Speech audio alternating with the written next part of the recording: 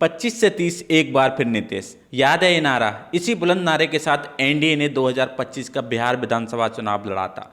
बिहार की गलियों में चौक चौराहे पर पोस्टर लगे थे कि बिहार का भविष्य सिर्फ और सिर्फ नीतीश कुमार के हाथ में सुरक्षित है। बिहार की जनता ने इस नारे पर भरोसा किया, ईवीएम का बटन दबाया और भारी बहुमत के साथ नीतीश कुमार को सत्ता की चाबी सौंप दी। पर एक बार फिर बनी है एनडीए सरकार। नतीजा, नीतीश कुमार ने 10वीं बार बिहार के मुख्यमंत्री के तौर पर शपथ लेकर एक नया इतिहास रच दिया।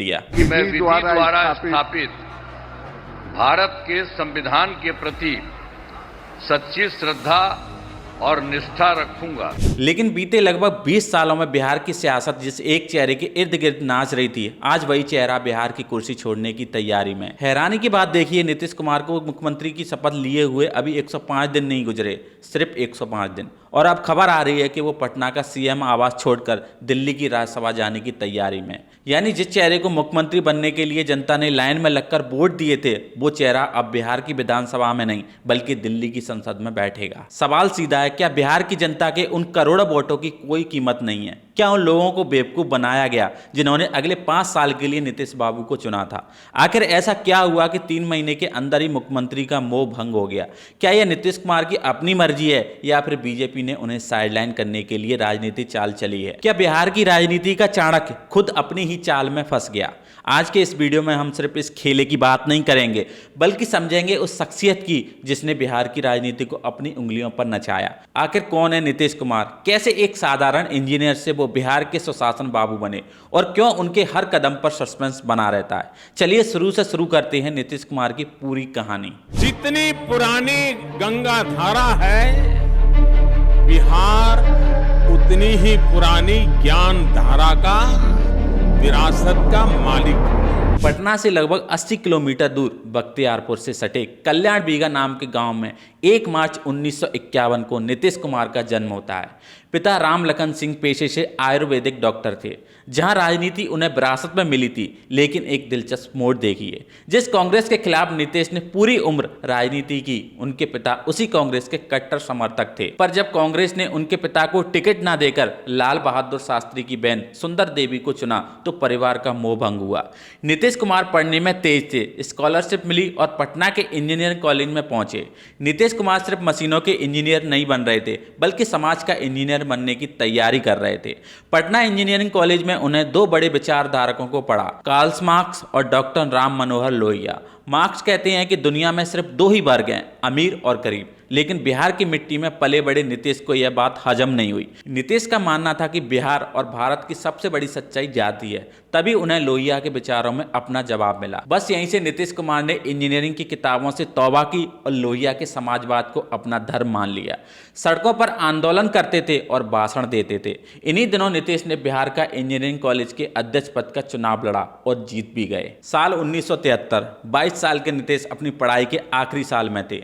नीतीश कुमार की शादी तय हुई मंजू जी से।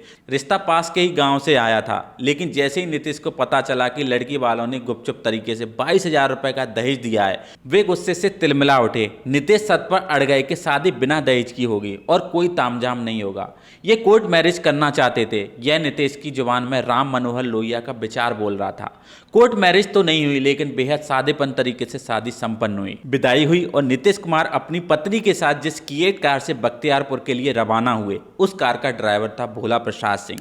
यह नाम याद रखिए, क्योंकि जिस ड्राइवर ने नीतीश का घर बसाया था, वही आगे चलकर उनकी राजनीति बिसात पलटने वाला था। 1975 में जेपी की ऊंकार गूंजी, सिंहासन खाली करो कि जनता आती है। लालू, नीतीश, सुशील मोदी, ये सब आंदोलन की पौध थे।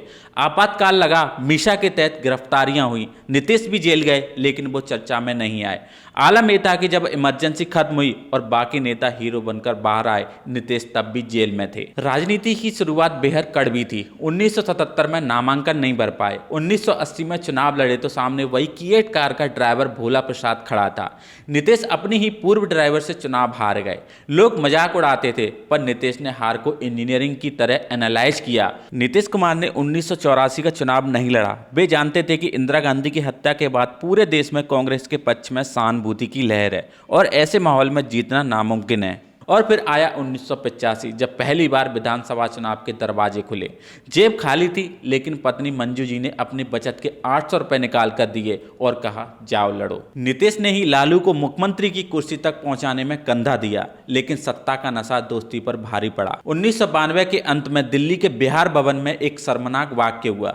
लालू ने नीतीश के साथी लल्लन सिंह को सबके सामने बेइज्जत किया और सुरक्षा कर्मियों से कहा बाहर निकालो, साला घसीट के ले जाओ।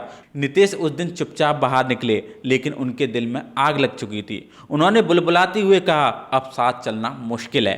1994 की कुर्मी चेतना रैली में नीतीश ने हुंकार भरी, भीख नहीं हिस्सेदारी चाहिए। समता पार्टी बनी, लेकिन 1995 के चुनाव में करारी शिकस्त मिली। 310 में से 271 उम्मीदवारों की जमानत जब्त हो गई।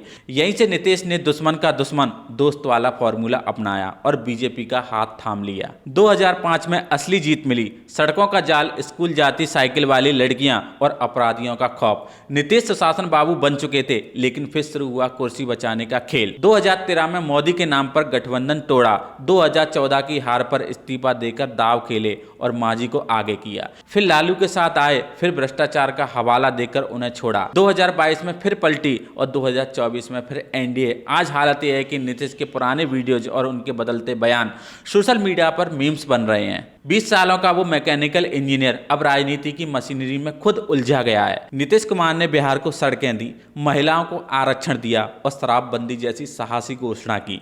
उन्होंने जेंडर की राजनीति की, जिसे बड़े बड़े पंडित नहीं समझ पाए।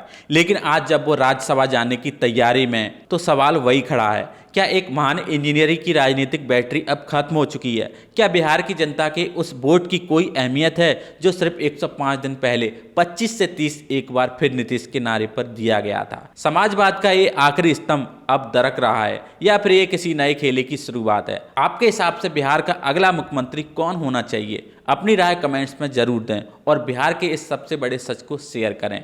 मिलते हैं आपसे एक और नई वीडियो के साथ, तब तक के लिए जय हिंद।